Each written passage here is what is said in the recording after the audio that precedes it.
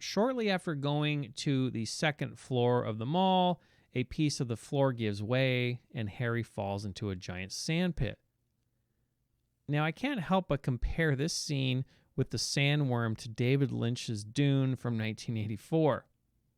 On that note, I may do a full comparison of Twin Peaks to Silent Hill sometime in the future, as there exists a startling number of similarities between the two. Far more than most people would have already acknowledged over the years, I think. But that's another topic entirely.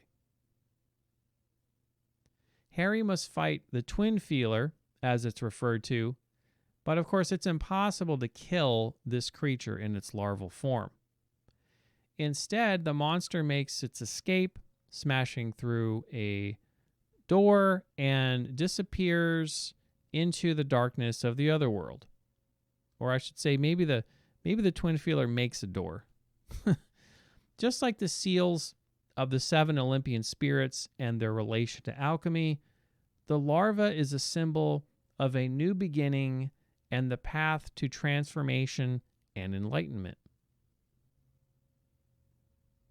Still in the other world, Harry makes his way back to Alchemia Hospital, where he finds Lisa waiting for him. She is alone and afraid.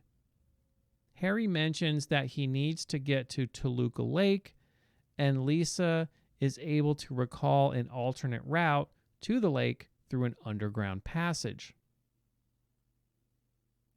Harry asks Lisa to come with him, but of course she cannot, as she is a prisoner of the other world. Harry may not understand what is happening with Lisa, the other world, or what is going on in Silent Hill, but he remains determined and committed to stay on the path and find his daughter at any cost. Moments later, Harry must fight the float stinger on the roof of the post office adjacent to Alchemia Hospital. This giant moth creature is the mature form of the twin feeler sandworm that Harry was forced to confront at the mall. The float stinger is quite clearly a sign of an impending transformation in the story. The death of this monster takes Harry out of the other world and back into the fog world. But this time we hear the sirens blare as the other world begins to dissipate, which is something that hasn't happened before. So this indicates that change is most certainly afoot. However, the twin feeler not only harkens transformation, but provides foreshadowing as to the final boss battle as the white light fills the screen. Harry must then make his way through the sewers in order to reach Toluca Lake. The word Toluca is derived from Mesoamerican origins, meaning place of God, or in other words, a sacred site where ceremonies are held. And it seems as if Harry has gone through the necessary rites in order to finally reach this sacred place. It's nighttime after Harry emerges from the tunnels. He enters a pool hall where he saves Dr. Kaufman from a romper that nearly chews his head off.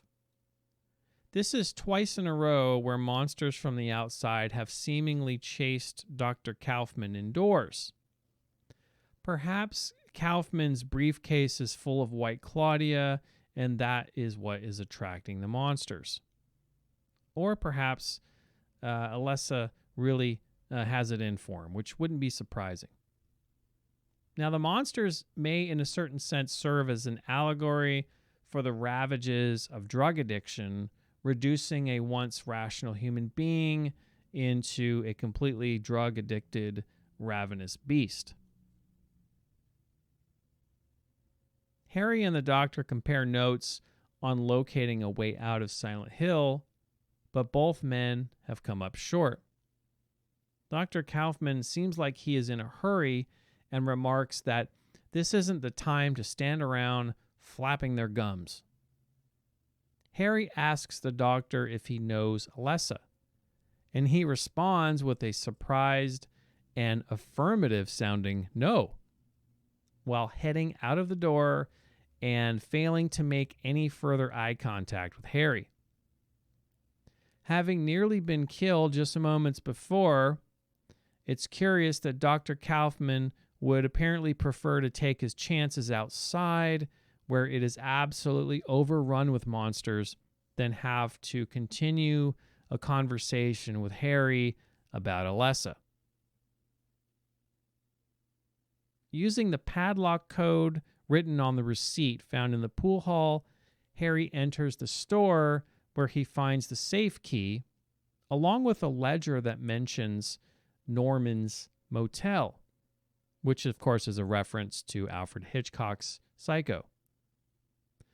The ledger indicates a package changing hands and the author being creeped out by some unsavory characters.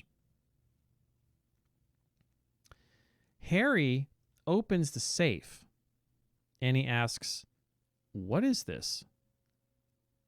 Drugs?"